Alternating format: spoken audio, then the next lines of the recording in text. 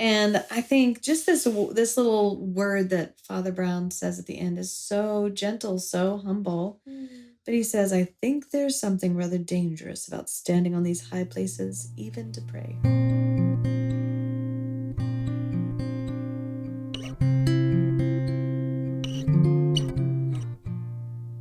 Welcome back to the Rooted Minds podcast, where we come together as a family to talk about books and our emotions. And in this season, we're talking about some really fascinating short stories. And this one is one of our favorites. It's by G.K. Chesterton, called The Hammer of God. And Mom's going to lead us. Yes, and I love Father Brown. This is a Father Brown story. And he has this whole collection of short stories, and we've listened to them in the car many times. Because they're just one of those fun mystery, and he's such a unassuming guy. Yeah. Just this little monk that shows up and notices. He's very good at noticing. Similar to Sherlock Holmes. Yeah. But he takes a very humble approach. Yes. He does to that way. His storytelling. So in the Hammer of God, what we find is this murder scene that happens in this small town, and it's like somehow this drunk man is found dead by the church, and he's a mess of a man. He's been sleeping around. He's made enemies. He's not a quality character. And so there's all these little things that Father Brown notices to discover who actually did it. But maybe we won't spoil the story this time. Ooh. What if we don't? What if we don't? Because today I want to, well, maybe we do have to spoil it. Ends up being the brother of the man. Yes. We have this very contrasting character. He's a priest. Yeah. It's like he's the clerk of this church. Like he's the overseer of this church where his brother, and this is his brother that has really made him look bad. And he's gone to this top of the spire and looked down at his brother and dropped this tiny hammer. And it hits his brother in the head and kills him. Crazy. So, in the process, there's this, I'm telling way more than I probably needed to. There's this man that is not all there. And the cleric wants to kind of like blame it on the guy that doesn't know better. Yeah. Because he's not going to get punished for it. But Father Brown sees through it. And so I want to take an opportunity just to approach this short story a little different, because this one is very much more of like you reveal it along the way and you discover things with Father Brown. But Chesterton's writing is really like, he says so much in how he says it and the words that he chooses.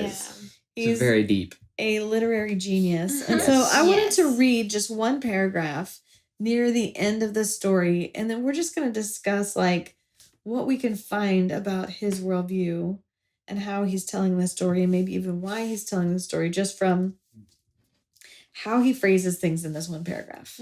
Amazing. So read aloud time. If you ever wanted to be part of the Strauss family read alouds, here it goes. Immediately beneath and about them, the lines of the Gothic building plunged outward into the void with a sickening swiftness akin to suicide. There's that element of Titan energy in the architecture of the Middle Ages that, from whatever aspect it be seen, it always seems to be rushing away, like the strong back of some maddened horse. This church was hewn out of ancient and silent stone, bearded with old fungoids and stained with nests of birds. And yet when they saw it from below, it sprang like that fountain at the stars. And when they saw it, as now, from above, it poured like a cataract into a voiceless pit. For these two men on the tower were left alone with the most terrible aspect of Gothic. The monstrous foreshadowing and disproportion, the dizzy perspectives, the glimpses of great things small and small things great. A topsy-turvydom of stone and midair. Details of stone, enormous by their proximity, were relieved against the pattern of fields and farms, pygmy in their distance.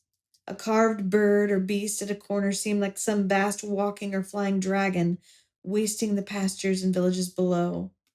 The whole atmosphere was dizzy and dangerous, as if men were upheld in air amid the gyrating wings of colossal genii. And the whole of that church, as tall and rich of a cathedral, seemed to sit upon the sunlit country like a cloudburst. I think there's something rather dangerous about standing on these high places, even to pray, said Father Brown. Heights were made to be looked at, not to be looked from. Let's go. Okay. So Well read. good. So we see this shift from beauty to danger and from awe to warning. For sure. It's like almost cinematic, you know? Yeah, I Very could definitely cinematic. picture it. I'm like, Exactly. painted a very clear picture for me. You start seeing the ground like swaying and it's going up and down and it's like dizzying the height that he's looking down from. Yeah. You know, it's always like important when the author of a story, especially like G.K. Chesterton, takes a moment to pause the story basically and like describe in such like vivid detail. Dramatic. It's so dramatic. detail. Yeah. Yeah. So it's like, let's just start with some of the things that you notice. Like, what are some of the wordings that stand out to you? Well, I love the imagery of being a flying dragon, wasting the pastures and villages below. Like, it not only gives like a perspective of the height and how high up you are, but also like a posture of like authority. Like the dragon can do whatever he wants to that village. Powerful. He can take it away or he can just fly by. Like, that imagery stood out to me because it gives kind of like the mindset too. It's interesting because when you first started to say that, I was thinking fantasy. Like, you're looking at the power of a dragon and I'm looking at the unrealistic, you know, like you've interesting. been lofted up into this alternative world, almost like your imagination takes over, and suddenly you're not the same person you were with your feet on the ground. Wow. Interesting. Wow. One of the things that stood out to me was it poured like a cataract into a voiceless pit, and just the contrast because it's like describing it from when you're looking below and then when you're like looking down from above. And so like below is like, it's like a fountain, It's like which is nice. Yeah. But like from above, it's like a cataract into a voiceless pit, which is crazy. Cause that just made me think of like, I mean, what a cataract does, it blinds you, you know? Wow. And this is like a geographical cataract, like a deep pit, like an endless void kind of thing. That's crazy. Yes. That's true. Exactly. That makes a lot of sense. That's, you know, it's great though to point that out, that like it's also a blinding kind of thing. Yeah. You know, it's like why the totally words are is. similar. Or I was thinking about it always seemed to be rushing away like a strong back of some maddened horse. Like, I think that imagery, and it was saying like whatever aspect it's seen, so that makes me think of like whatever angle you're looking at it like you can't quite tell maybe what's happening. It's not tame. It's the not structure. tame, yes.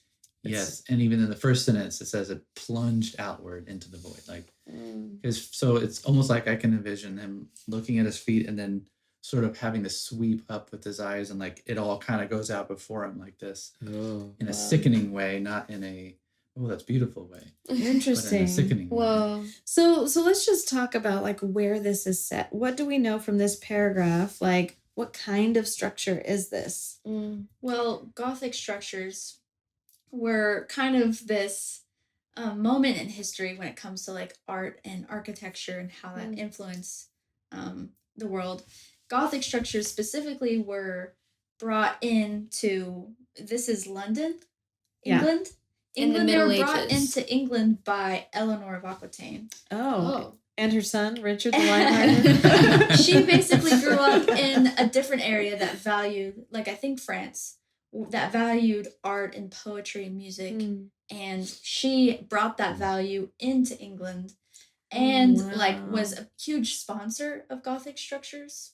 Whoa. And her heart in it was that faith and art should be intertwined. That beauty can draw you closer to God, whereas that hadn't really been a value in England. It was more like utility. Yeah, like these big castles, the whole purpose of them was to keep people out. Yeah. So the goal of them was actually to bring you into another world with stained glass and imagine a place devoid of color. Now you walk into this room that's glowing with rainbow colors and candles and organ music. Like, it's And beautiful. which have super high ceilings so that it makes you feel small. Uh-huh. Right? Like, that was part of the point Architecture too. designed to help you understand, like a physical representation of your position before the Lord. Yeah. Exactly. That's so good. Whoa. Stained glass windows often would have like biblical pictures and stories like depicted on them, so that people who couldn't even read could understand the a great stories. point. Wow, that's Wow. so cool. But I think it's interesting that this, in all things that attempt to, like, show us God, can also be a temptation to replace God. And how in this story, this Gothic building was a stumbling block. Wow. Yeah. That's so And good. also just like even what you're saying in this like Gothic structure of like, it even says the details of the stone were like enormous in their proximity. So like maybe the ceilings were high, but also the stones themselves like were huge.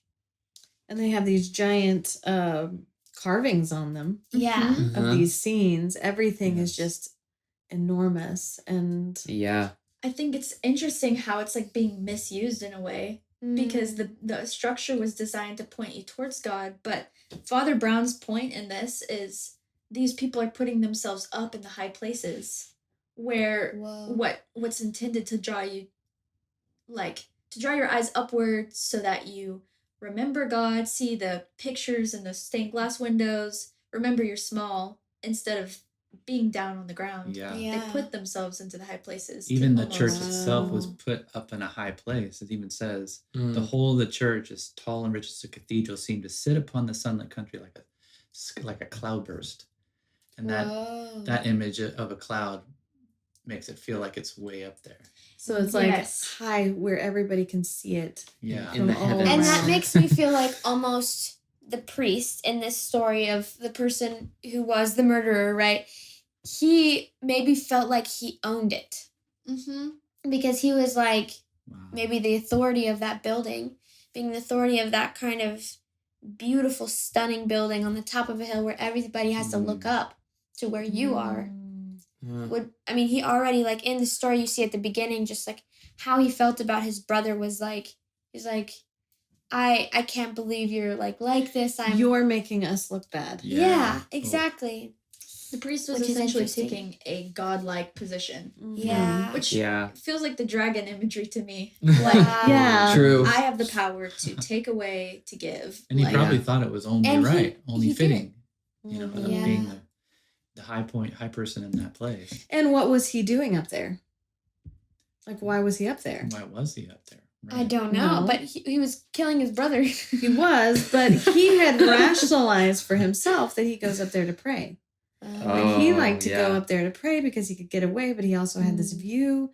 You know, you can imagine that it's a logical thing to I go up on this and I can see the whole countryside and I can pray for that house and the people in there and the people in there and also look down on all of their misdoings. I don't think your heart of prayer is quite right if you commit a murder in the process of something happened along the way. I think that it's like it was not a premeditated thing in the sense of I'm going to go up there and drop this tiny hammer and I'm going to actually hit my brother.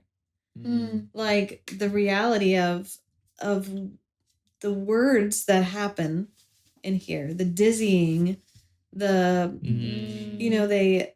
Gothic building plunged outwards into the void with a sickening swiftness. Wow. Like, there's not, like, a sense of sanity up there. Wow. It's not like you're going up into some, like... You're not having clear thoughts, really, while you're... Like, castle turret or whatever, that you're up there and you can look out and Rapunzel let down her hair, you know, kind of a gentle view. This is a pretty, like... dangerous place to be. The like opposite of grounded. Exactly. Yeah. And so in that danger, in the feeling of, ooh, I'm gonna, I could fall in any moment, or if I fell, I know I would not survive. Yeah. He's thinking these things. Well, and it's interesting too, because like I had this memory of one time I went onto this it was like this patio of this really tall building, but it was made of glass. Oh yeah. And that was terrifying to me because, and like literally remember there that. was no other thoughts in my head except for like trying to get off this balcony because I was like, I cannot be up here. Speaking of dizzying, right? Like, even if I'm like up against the wall and I'm still standing on the glass, I'm not even close to the railing. I was like, get me out of here.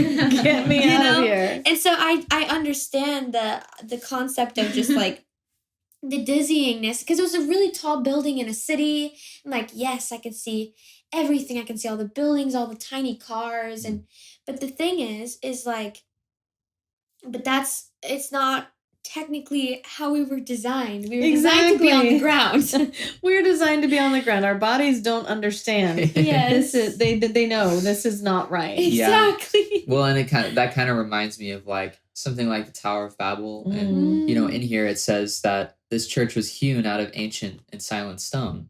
You know, in the Bible, you know, the image of Jesus is like a rock that's uncut by human hands. You know, and this is something that is very, you know, human made. You know, Yeah. Human made, like reaching to the sky, reaching to the heavens, because then that's part of the design. Yes. The beauty of the design. Yes. Yeah, and that's part of the When you're on the ground. the beautiful intention of this kind of place. Right. But the way Yeah. that this priest is interpreting it is like, look at this great thing that I've made of myself. And like Father Brown says, it's like the most terrible aspect of Gothic.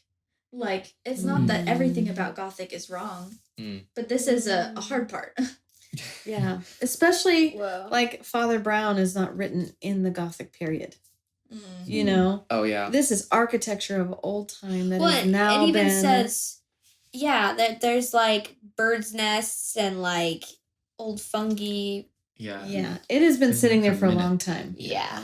And so this is generations past the Mm. original design of it, Whoa. the original intention. And I think just this little word that Father Brown says at the end is so gentle, so humble. But he says, I think there's something rather dangerous about standing on these high places, even to pray. What do you think he means by that? Well, I think he immediately like saw that brother's heart and was like talking to his heart almost of like, I see your intention, I see what you did, I see, but like also I'm not going to call you out. I'm gonna let you realize what you did first. And like allow yourself to feel it instead of still being cold like you have been. Right.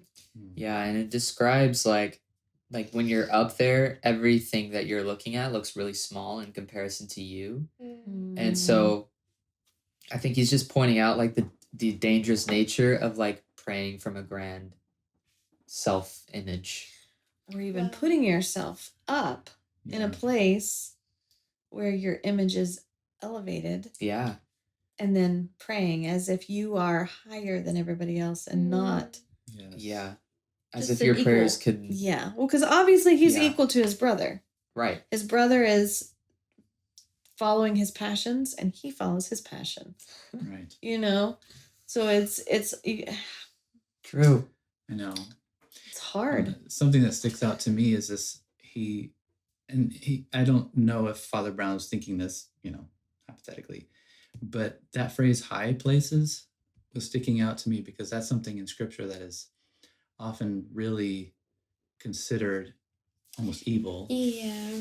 Because where they didn't the idol tear worship. down. It's where they put the idols. Oh. Because where they to put see the 'em. idols, because in those days they put all their foreign gods up on the high places, and that's where they went to worship them. So you could always see it, like no matter where Exactly. They were like looking down on them, and they would go up to worship them and commune with them, all of that stuff. Mm-hmm. And so it just struck me as like, whoa, that's like a powerful thought, because this guy goes up to a high place to pray, and Father Brown points out Yikes. that that's dangerous. So there's something like, I don't know, there's this like a visceral like body thing where you're up on a high place like that, and it's like you suddenly feel the authority of the Lord, and Yeah. I don't know what to say on that, but it's like I can see how that is definitely a dangerous thing to think, Exactly. Yeah, valid. Where do we see that kind of thinking today? Do we have this? I mean, Well, I think there's a concept of, I go back to this all the time, but a platform, social media Exactly, platform, yeah. it's heightening, it's elevating you. There's social perception in that. There's the amount of people following you, watching you, you think about like Yeah. a stadium or a stage, like how many people can see me at once. It's like why they put That's the good gods in image, high yeah. places. So And it's everyone can interesting see it. because, like, just like from my own perspective, a lot of times the more followers they have, the more respect I give them for some reason, because it's like, like, Well, it's just one of the constructs Yeah. of our society today. Right. And again, it's like this thing, it's not wrong in itself, Mm. but Yeah. it's just going back to what Father Brown said, it's a dangerous place to be. you just like- gotta be careful while you're there. Exactly. Like there's more weight and more Yeah. pressure. 'Cause maybe it starts to begin to shape your self-identity, like shape who you think you are, kind of thing. That's so good. And that becomes important because our identity is exactly what God cares about. More than our actions. It's what flows from our identity. And I also Yeah. just remembered the saying of like when you meet like one of your heroes, let's say, and you say they're so down to earth. I'm like, Hmm. that's crazy. Interesting. The fact that you would value somebody being so down to earth when they're not like, they don't act like this like they're better than you. They're because they're not. And it's That's good. crazy that you have this like subconscious of It is like a subconscious. This is better. yeah. Yeah. Wow. So I love how he ends this. Heights were made to be looked at, not looked from. Yeah. So even that is so beautiful with being down to earth. Like our job is to stay low, to stay humble, to continue to look up to the Lord and not become like him. That's good. Makes me think too of how Jesus was taken by the devil in the wilderness to the top of the temple, Whoa. Oh. very deliberately. Yikes. He's like, I Tempts can him give from you the all top of this. the Even temple. Jesus doesn't receive that. Yeah. Yeah. Because he's giving us the model of humility to Yes. operate from. Wow. Wow. That's so good. That's Yeah. so good. Well, so many good thoughts from this passage. We'd love to hear your thoughts about this and to know what you think about G.K. Chesterton and his beautiful and intense descriptions. But thank you for joining us, and we'll see you in the next episode. Thanks again for joining us on the Rooted Minds podcast. If you're enjoying the kinds of discussions we're having, consider joining our learning community, where we teach the arts and have many more discussions like these. But until next time, may you find joy, grace, and peace in the pages you turn.